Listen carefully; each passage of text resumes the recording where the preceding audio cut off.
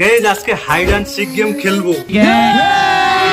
Guys রমেশদা যদি আজকে আমাদের আধা ঘন্টা ভিতরে বুঝতে পারে তাহলে আজকে রমেশদাকে আমরা 100 টাকা করে দেব। पैसा ही पैसा होगा।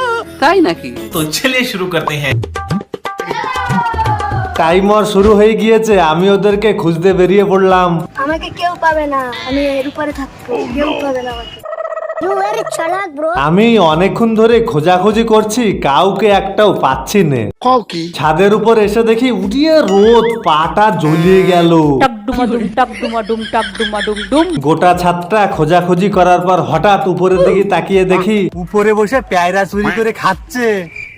6.5 মিনিটের মধ্যে ছি, ধরা পড়ে গেলাম আমি।